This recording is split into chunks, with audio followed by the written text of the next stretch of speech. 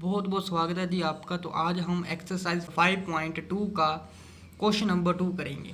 तो question number 2 है choose the correct choice in the following and justify. तो question number 2 जो है वो एमसीक्यू टाइप है, तो हम इसे सॉल्व करके ही करेंगे क्या आंसर आएगा इसका। तो फर्स्ट जो क्वेश्चन है वो लिखा है 30th term of the AP 1074 is क्या होगा 97, 77, -77 एंड -87। तो क्वेश्चन कह रहा है कि जो 30th टर्म है AP सीरीज जो 1074 दे रखी है वो कौन सी होगी, -77 होगी, 77 है, 97 है या -87 है। जो इसका सेकंड पार्ट है वो 11th term of the AP। तो AP सीरीज जो हमें दे रखी है -3 -1/2 2 इज वो 11 टर्म कौन सी होगी इसमें, 28, 22, -38 और -48/1/2 कितना होगा। तो चलिए इसका सोल्यूशन देखते हैं। सबसे पहले फॉर्मूला तो हमें वही यूज़ करना है जो an वाला फॉर्मूला था। तो फॉर्मूला सबसे पहले मैं यहाँ पर लिख लेता हूँ कि जो an है वो किसके बराबर होता है, a plus n-1 into D. Formula हम यही रखेंगे। अब देखो सबसे पहले जो सीरीज़ है वो हमें सीरीज़ कौन सी दे रखी है, तो सीरीज़ हमें दे रखी है 10, 7, 4 अप टू सो ऑन। कहाँ तक जाना है बेटा, 30th टर्म तक जाना है। ठीक है, यानी कि 30वीं जो टर्म है वो कौन सी होगी, इट मीन्स 30वीं यानी कि n की वैल्यू दे रखी है, n की वैल्यू बेटा 30 है। ठीक है, वो 30th टर्म कौन सी होगी यानी कि an, वो हमें फाइंड आउट करनी है।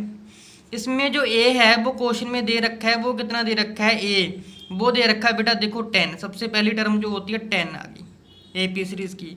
अब कॉमन डिफरेंस निकाल लेंगे, कैसे निकालेंगे, तो A2 में से हम A1 माइनस कर देंगे। तो आप सभी को पता है A1 जितना होता है उतना ही A होता है।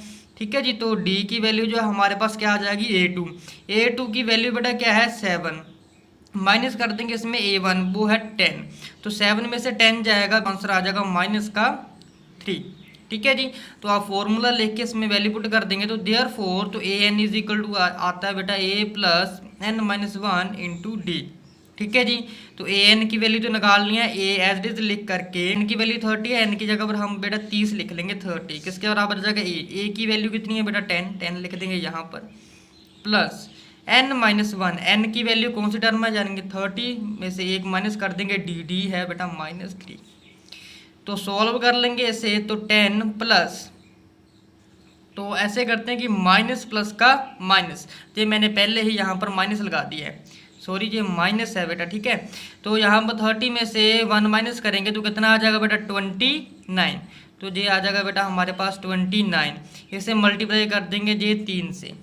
ठीक है जी, तो अब जो है 29 को 3 से मल्टीप्लाई करने के बाद जो आंसर आता है वो आता हमारे पास 87।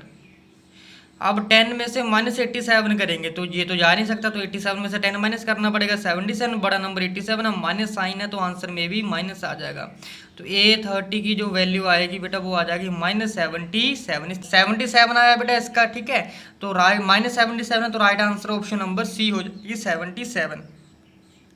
क्वेश्चन नंबर बेटा सेकंड का सेकंड पार्ट है कि 11th टर्म कौन सी होगी हमारी, ये क्वेश्चन पूछा है। तो 11th term of AP series कौन सी है, -3 -1/2 2 up to so on is.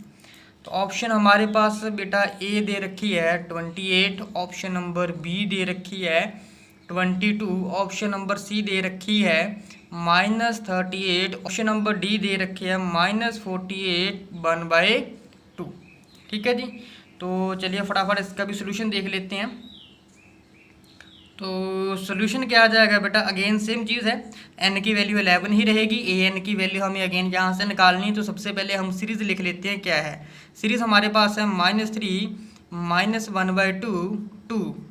ठीक है जी, इस तरीके से सीरीज आएगी। अब इसमें से a की वैल्यू देख लेते हैं, वो है -3, d की वैल्यू निकाल लेंगे। अब तो पता ही है d की वैल्यू कैसे निकालेंगे, -1/2 में से यानी कि A2 में से माइनस करेंगे -3, तो माइनस करेंगे -3।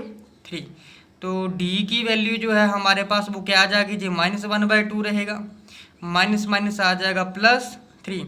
तो अब ये 2 सीधा इसके साथ मल्टीप्लाई हो जाएगा, ठीक है। नीचे 2 एलसीएम एज इट इज आ जाएगा, तो ये चला जाएगा 6, सॉरी ये यहाँ पर माइनस का 1, ये प्लस का 6 आ जाएगा। -1 प्लस का 6 कितना हो जाएगा बेटा, डी की वैल्यू आ जाएगी यहाँ से 5/2। अब डी की वैल्यू निकल के आ गई। एन की वैल्यू क्वेश्चन में दे रखी है, वो कितनी है बेटा 11th टर्म फाइंड आउट करनी, यानी कि एन की वैल्यू 11 आ जाएगी, एन की वैल्यू 11 आ जाएगी, ठीक है जी।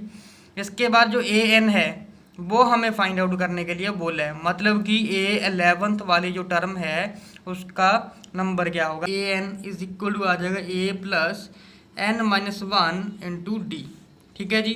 तो A N is equal to A N की जगह और बेटा कितना आ जाएगा 11 आ जाएगा, क्योंकि 11 टर्म फाइंड आउट करनी है। ए की वैल्यू जो है वो हमें क्वेश्चन में दे रखी है -3 प्लस एन की वैल्यू 11 हम माइनस कर देंगे 1, डी की वैल्यू जो है बेटा वो है 5/2, ठीक है जी। होप कि यहाँ तक आप सभी को पता चल गया होगा। तो फटाफट सॉल्व कर लेते हैं। ये आ जाएगा -3, ठीक है जी। तो 11 में से 1 माइनस करेंगे बेटा कितना आ जाएगा 10, ये 5/2 जहाँ पर मल्टीप्लाई में चला जाएगा। अब 2 5 का 10 कट जाएगा, 5 5 का 25, तो -3 प्लस के 25, ओके जी। तो क्या आ जाएगा हमारे पास -3 प्लस 25, तो प्लस माइनस का तो माइनस ही करेंगे, तो आंसर आ जाएगा 22, वो भी प्लस का, क्योंकि बड़ा नंबर 25 प्लस का, तो आंसर ही प्लस का आएगा। तो ए 11th जो आया है बेटा हमारे पास 22 आया है। 22 ऑप्शन नंबर बी है, तो ऑप्शन नंबर बी जो है राइट आंसर हो जाएगा इसका।